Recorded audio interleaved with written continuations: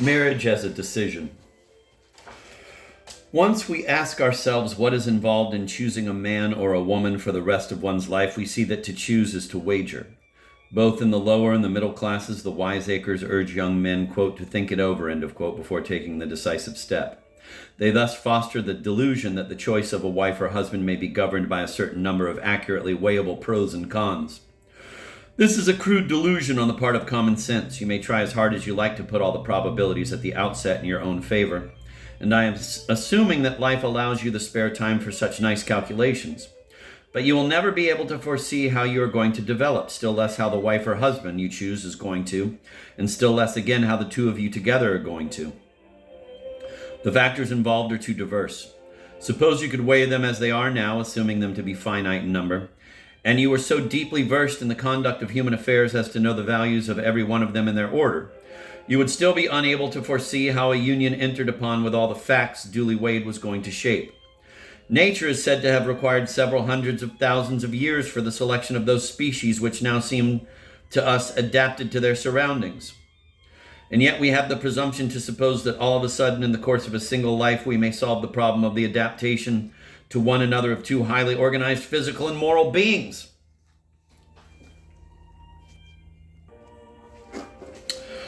For this is what all unsatisfactorily married persons suppose whenever they grow convinced that a second or third trial is going to yield a closer approximation to happiness, notwithstanding that everything goes to show that even 100,000 trials would not provide the first inchoate and altogether empirical data upon which to build a science of happy marriage. It needs to be recognized frankly that the problem with which we are confronted by the practical necessity of marriage becomes the more hopelessly insoluble the more we strive to solve it in a rational way.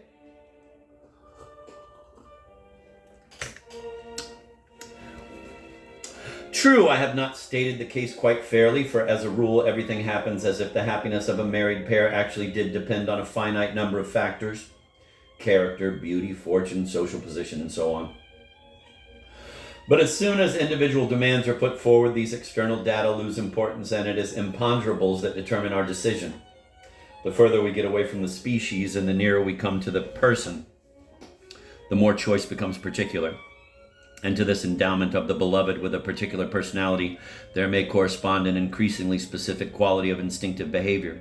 Such is Dr. Marignan's argument in favor of monogamy. Thereupon, it is common sense that turns out to have argued unfairly in recommending that our choice should result from a mature and reasonable submission of the data to impersonal criteria.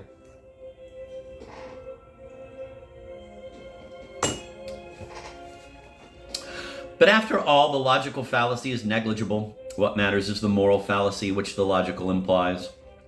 When a young engaged couple are encouraged to calculate the probabilities in favor of their happiness, they are being distracted from the truly moral problem.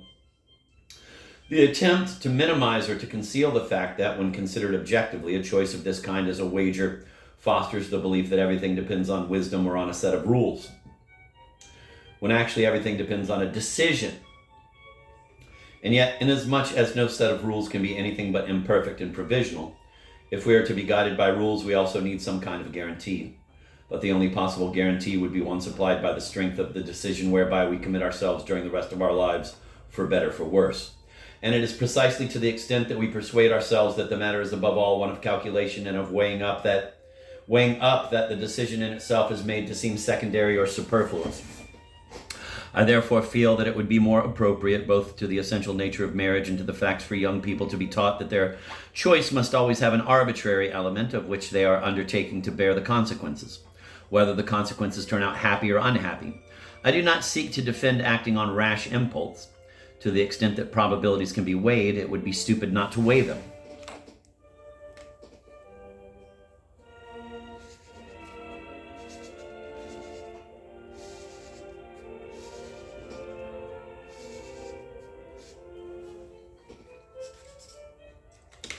But I insist that the guarantee of a union in appearance sensible never lies in this appearance.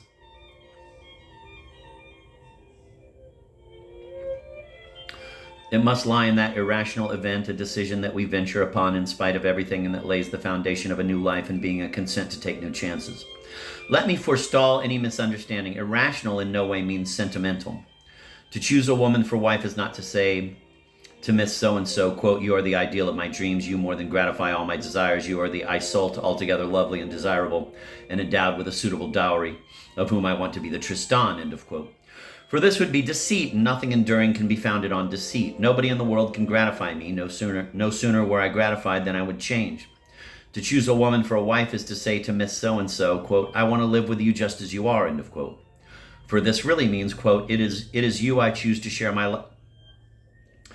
For this really means, quote, it is you I choose to share my life with me, and that is the only evidence there can be that I love you, end of quote. If anybody says, quote, is that all, end of quote, and this is no doubt what many young people will say, having been led by virtue of the myth to expect goodness knows what divine transports, he must have had little experience of solitariness and dread, little experience indeed of solitary dread. Alone, a decision of this kind, irrational but not sentimental, sober but in no way cynical, can serve as the basis for a real fidelity. And I do not say, quote, a fidelity that will prove a recipe for happiness, end of quote. I only say, quote, a feasible fidelity because it is not being wrecked at birth by some necessarily inaccurate calculation, end of quote.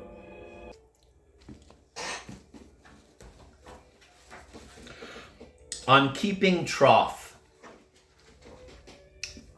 That's Troth, like betrothed.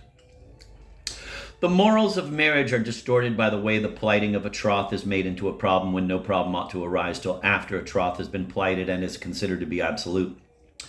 The problematical element in marriage belongs not to cur, but to quomodo, to the how, and not to the why. Kierkegaard says, quote, morality does not set out from an ignorance which needs to be changed into knowledge, but from a knowledge that requires to be put into practice, end of quote. It is not the nature of the pledge exchanged in marriage that is problematical, but the consequences involved by the pledge. Likewise, theology is distorted by setting out from the problem of God, exactly as though in unbelief, when the real problem is to know how to obey him. For a troth does not have to give its reasons, or then it is not a troth any more than anything else potentially noble and great would be, any more than passion. The moralists and also some of the sociologists have tried to maintain that monogamy is natural and moreover beneficial. The theme is one open to interminable discussion, and it will become highly pertinent the day men behave rationally and in obedience to their own best interests. The day they no longer have passions and cease to prefer error as such, and no longer deserve the disturbing epithet of human in the active sense. Meanwhile, I fancy that men and women as they are now must look upon fidelity as the least natural of virtues, the one most inimical to happiness. In their eyes, and as they put it, faithful marriage can only exist as the result of an inhuman effort. Their fundamental claim, their religion of life, is diametrically opposed to it. They think fidelity is a discipline dictated to our spontaneous impulses and desires by an absurd and cruel prejudice, or else is a prudent abstinence. Or else again they regard it as the consequence of an inability to live to the full, of a spiritless liking for what is comfortable and conventional, of a lack of imagination, of a contemptible timidity, or of a sordid calculation. The habit of people today, their acquired nature, is to make the most of every situation for its own sake, without any longer referring their conduct to what judges and measures the enjoyment which they thereby obtain. Actually, an acquired respect for the social order is the only thing that still upholds the notion of fidelity. But this is not treated as a serious obstruction and is circumvented in 100 ways. Listen to the excuses of a husband who deceives his wife. He may say, quote, it's of no importance, it doesn't alter our relations, it's merely a passing affair, a lapse without a sequel, end of quote. Or else, quote, it's absolutely vital for me and tremendously more important than all your petty morals and assurances of bourgeois happiness, end of quote. Between a cynical attitude and a tragic romanticism, there's no real contradiction, as I showed earlier. Galossery, as much as passion, having been an escape from reality, a way of idealizing it.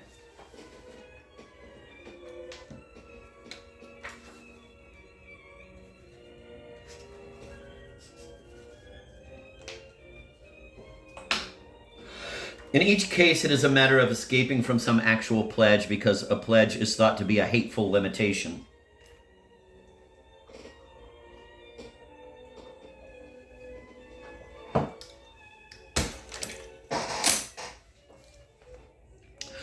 Foregoing any rationalist or hedonist form of apology, I propose to speak only of a troth that is observed by virtue of the absurd.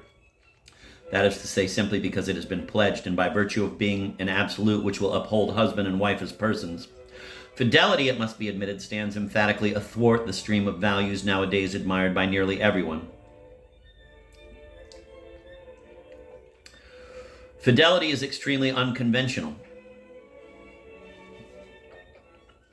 It contradicts the general belief in the revelatory value of both spontaneity and manifold experiences. It denies that in order to remain lovable, a beloved must display the greatest possible number of qualities. It denies that its own goal is happiness. It offensively asserts first that its aim is obedience to a truth that is believed in, and secondly, that it is the expression of a wish to be constructive.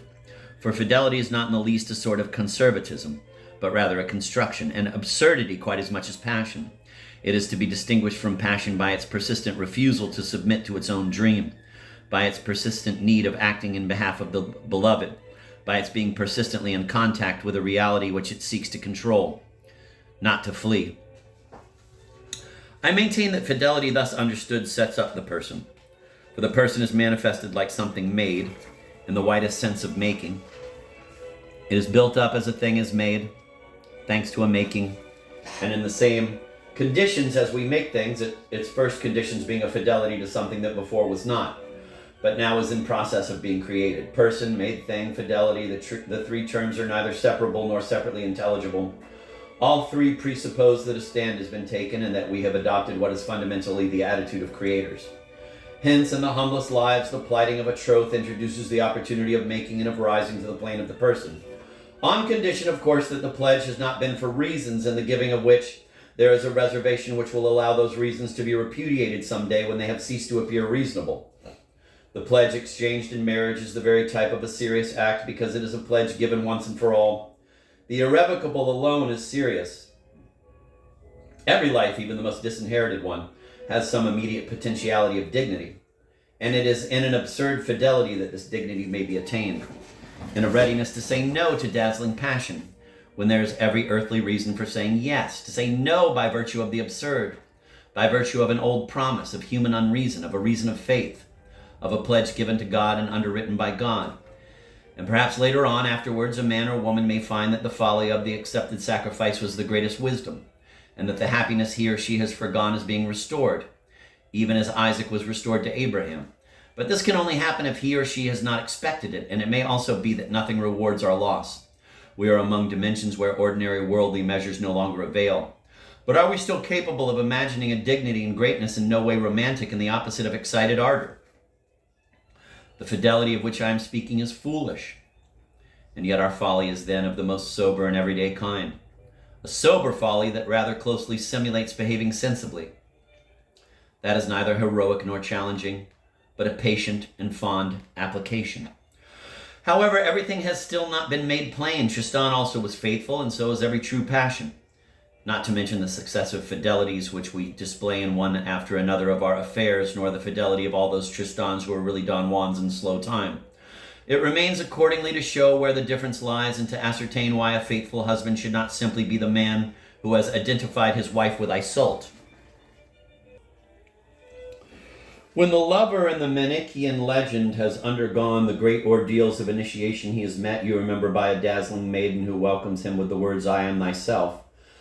So with fidelity in the myth, and Tristan's fidelity is then a mystic narcissism, usually unconscious, of course, and imagining itself to be true love for the other. In analyzing the courtly legends, however, we saw that Tristan is not in love with Iseult, but with love itself, and beyond love, he is really in love with death. That is, with the only possible release there can be for a self guilty and enslaved. Tristan is true neither to a pledge nor to a symbolical being named. Tristan is true neither to a pledge nor to a symbolical being named Iseult. She is but a lovely pretext, and all the time he is being true to his most profound and secret passion. The myth seizes on the death instinct inseparable from any form of created life and transfigures it by bestowing upon it an essentially spiritual goal. To destroy oneself, to despise happiness, is thereupon a way of salvation and of acceding to a higher life. To quote, "the highest bliss of being," end of quote, sung of by the expiring Isolde. It is a fidelity destructive of life, but that also destroys the fault in divinizing the now innocent self. Of this original mystical form, passionate troth has by now preserved no more than the illusion of giving access to a more ardent life, but the power of the illusion betrays that the original religion still obscurely survives, a religion that was prior to our modern instinct and that secretes the intimate riddle of passion at depths which our psychologists are unable to plumb. Let me reread that. Of this original mystical form, quote, passionate troth, end of quote, has by now preserved no more than the illusion of giving access to a more ardent life. But the power of the illusion betrays that the original religion still obscurely survives, a religion that was prior to our modern instinct and that secretes the intimate riddle of passion at depths which our psychologists are unable to plumb. Quote, our vows were not exchanged for this world, end of quote, Novalis wrote, having in mind his lost love. The words are at once a moving expression of courtly fealty and an irrevocable negation of life. But the troth of marriage is, on the contrary, a pledge given for this world, inspired by an unreason mystical, if you like, and, if not hostile, at least indifferent to happiness and the vital instinct. Fidelity in marriage requires a re-entry into the real world, whereas courtesy meant only an escape from it. In marriage, the loving husband or wife vows fidelity first of all to the other at the same time as to his or her true self. And whereas Tristan showed himself constant in a steadfast refusal and a desire to exclude and deny creation in its diversity and to prevent the world from encroaching upon spirit, the fidelity of the married couple is acceptance of one's fellow creature, a willingness to take the other as he or she is in his or her intimate particularity. Let me insist that fidelity in marriage cannot be merely that negative attitude so frequently imagined. It must be active. To be content not to deceive one's wife or husband would be an indication of indigence, not one of love. Fidelity demands far more, at once the good of the beloved, and when it acts in behalf of that good, it is creating in its own presence the neighbor. And it is by this roundabout way through the other that the self rises into being a person, beyond its own happiness. Thus, as persons, a married couple are a mutual creation. And to become persons is the double achievement of active love. What denies both the individual and his natural egotism is what constructs a person. At this point, faithfulness in marriage is discovered to be the law of a new life, though not of natural life, that would be polygamy, and not of life for the sake of death, that was Tristan's passion. The love of Tristan and Isolde was the anguish of being two, and its culmination was a headlong fall into the limitless bosom of night, there where individual shapes, faces, and destinies all vanish. Quote, Isolde is no more, Tristan no more, and no name can any longer part us, end of quote. The other has to cease to be the other, and therefore to cease to be altogether. And in order that he or she shall cease to make me suffer, and that there may be only, quote, I myself am the world, end of quote. But married love is the end of anguish, the acceptance of a limited being whom I love because he or she is a summons to be created. And that in order to witness to our alliance, this being turns with me towards day. Sometimes this guy just sounds like a fucking lunatic.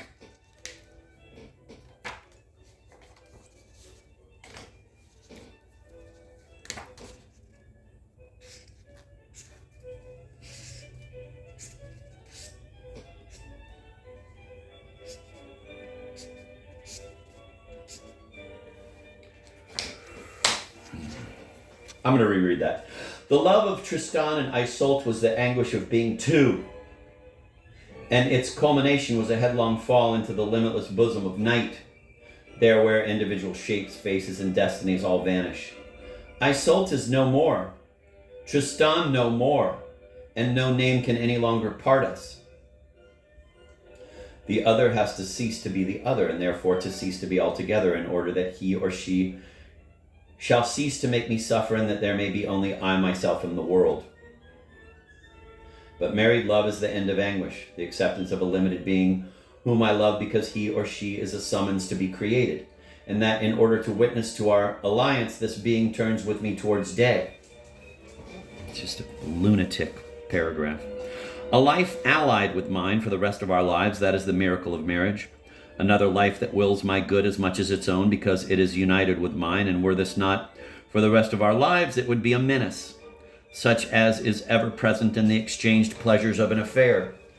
But few people now seem to be able to distinguish between an obsession which is undergone and a destiny that we shoulder. Hence, it must be shown with the help of a plain example.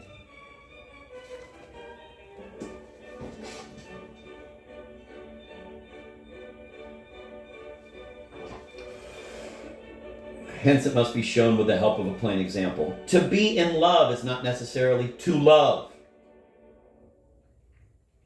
To be in love is a state. To love, an act.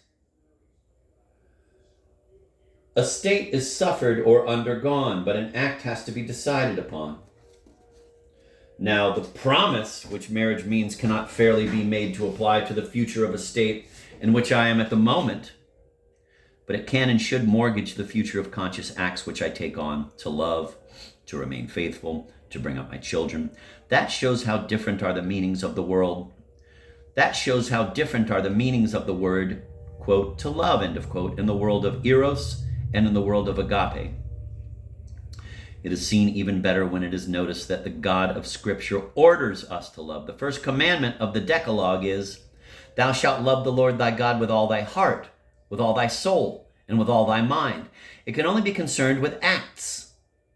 It would be altogether absurd to demand of a man a state of sentiment. The imperative, quote, love God and thy neighbor as thyself, end of quote, creates structures of active relations. The imperative, quote, be in love, end of quote, would be devoid of meaning. Or if it could be obeyed, would deprive a man of his freedom.